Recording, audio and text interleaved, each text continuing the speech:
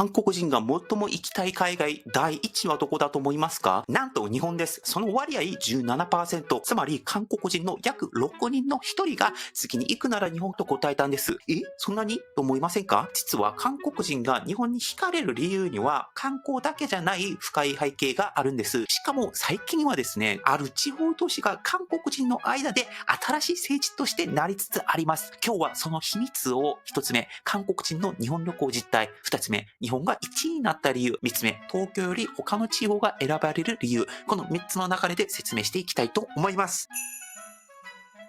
まず一つ目、韓国人の日本旅行実態を軽く数字を見てみましょう。世界的に有名な航空券予約サイトスカイスキャナーが韓国人1000人にアンケートを取りました。韓国人が今後最も行きたい海外旅行先、第1位は日本の 17% でした。第2位が西ヨーロッパで、第3位は南ヨーロッパでした。人気の都市を見てみると、第1位は東京の 35%、第2位は大阪の 27%、第3位は福岡の 10%。まあ予想通りでしょう。で、若年層の数字が驚異的なんですよ。日本に行きたいというふうに言ってるんですね。それに対してですね、なぜか30代は 20% ほどで、40代は 12% ほどです。韓国の若い世代に強く刺さってるんですよね。初めての海外イコール日本という意識でしょう。日本政府観光局によると、韓国人の訪日観光客数は2024年で過去最多の882万人です。これは2023年の696万人よりも186万人も増えています。2023年、韓国のコンシューマーインサイトというところから行った旅行満足度調査を見てみましょう。旅行満足度順位は札幌、京都、沖縄、東京、大阪の順だったらしいです。そしてリピート以降はですね、なんと 78% で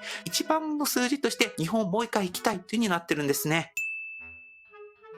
そして2つ目の話、なぜこんなに日本が人気なのっていう話をします。アンケートではですね、日本に旅行したい理由として、第1位、距離が近いから、第2位、興味のある旅行先だから、第3位、食事が美味しいからという結果が出ています。でも、ここで注目すべきは、第2位の興味のある旅行地だからという話だと思います。これはですね、つまり、韓国人に日本という国そのものに魅了されている人が多いということです。行ってもいても飽きない多様性こそが日本人気の革新なんじゃないかなと思ってるんですよね。ここからですね、僕の分析を話してみたいと思います。まず一番あるのはですね、一つの国の中にいくつもの国があるっていうこの逆説です。日本は地図で見ると細長い島国じゃないですか。北の北海道から南の沖縄まで気候も食文化も方言もまるで別世界。一つの国の中で世界一周できる国といっても過言ではありません。例えば九州、福岡は都会的でカフェ文化が発達していて、ソウルの延長線のような居心地。長崎はかつてオランダ貿易の玄関口で、街並みが日本版ヨーロッパの港町なんじゃないかと思わせるほど、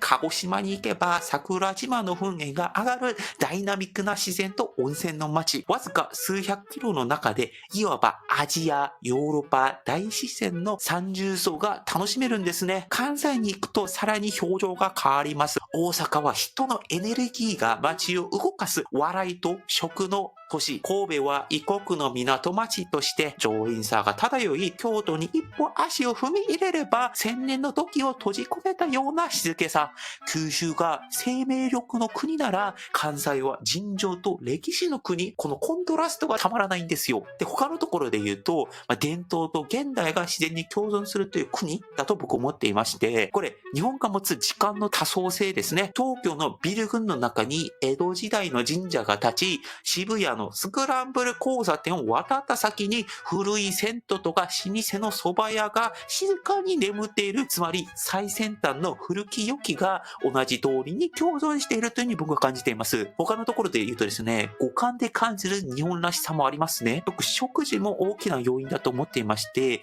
福岡の屋台で豚骨ラーメンをすすり、京都で抹茶と和菓子を味わい、札幌で雪景色の中で味噌ラーメンを食べる。この同じラーメンにでも味も器も香りも人の感じも全然違う。日本を旅するために舌と心がアップデートされていくんじゃないかなというふうに思っております。僕自身が感じた日本の奥行きもちょっと説明させてください。僕ですね、留学前に日本何度か旅行しました。でもその時は日本はなんか渋谷と道頓堀の国かなと思ってたんですよ。けれど実際暮らしてから福岡からバイクで山陰北海道を回ったところ、まるで別の国に来たような感覚でした。山口の角島を越えて見えたエメラルド海の水平線、晴れの国岡山県の倉敷の雰囲気、北海道利尻島の静けさ。日本は表層的な観光ではなく体験としての深さがある国でした。これは一度では味わい尽くせない、それが日本という国の最大の魅力なんです。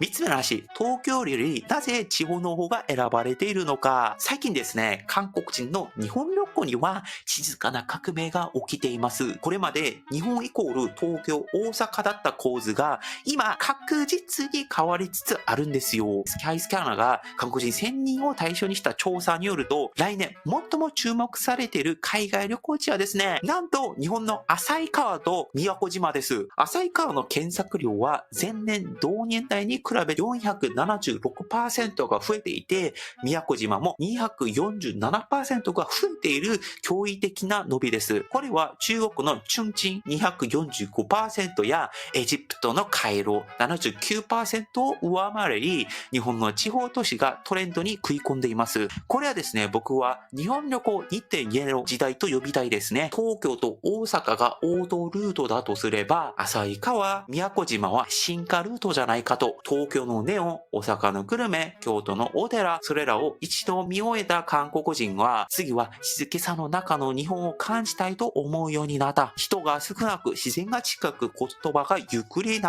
れる。旭川の雪の匂い、宮古島の海の匂い、地元の居酒屋の温度、こういう肌で感じる日本が次の世代に刺さってるんじゃないかなと思うんですね。それに地方都市にはリアルな日本の日常があります。観光地のうるさい音ではなく、おばあちゃんが静かに野菜を売っているような市場とか、地元の子供が自転車で通う商店街だったりとか、この無人駅の静けさだったりとか、日本人の本当の日常を学びたい。その願いが東京から地方へと人を動かしているんですね。そして何よりですね、この話ちょっと今日強調したいんですけれども、韓国人が安心して地方に行ける理由というのもありまして、これは日本の圧倒的な安全と快適さです。もちろん韓国も安全だったりとか快適だったりとかするんですけども、これ韓国、日本の出会いの話ではなくて、世界と広めて見てみましょうよ。これ大事なポイントでして、皆さんヨーロッパとか北米とか南米とか東南アジアの地方都市に気軽に行けそうですか？これは別にどこの国が悪いだどうだとかではなくて、この世界を平均として見たときに、その国の地方都市気軽に行けますか？これ世界のほとんどの国ではかなりのリスクがある行為だと思うんですよ。で、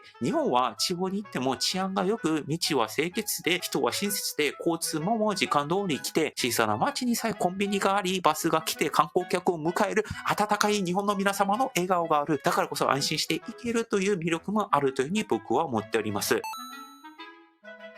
ここまで聞いてですね、きっと2つ疑問が浮かんだと思います。1つ目、正直もう外国人観光客は来ないでほしいという声と、もう1つは反日なのになぜ日本に来るのという違和感ですね。確かに韓国にも日本が嫌いな人がいます。これ事実です。そして観光客にはマナーを守らず迷惑をかけてしまう人もいます。僕もそれを見て正直心が痛いです。良い気分はしないですね、当たり前に。僕はこんな、日本嫌いな人たちだったりとか、日本に迷惑をかけてる人たちと連帯したいとは思いません。日本が好き、マナーを守るという人と手を取り合いたいと思っています。でも、だからこそ僕思うんですね。日本を本当に好きな人と韓国を本当に好きな人、こういった好きな人同士でもっとつなぐ、もっと強くつながる時代にしたいと。マナーを守れる人を関係して迷惑をかける人、心を閉ざす人を静かに返すこと、そして文化を尊重し合う人たちで新しい環境を作っていくことが大事、良いのではないかなというふうに思っております。同じ景色を見て、同じ音を聞いて、同じご飯を食べながら、やっぱり日本という国は素敵だね。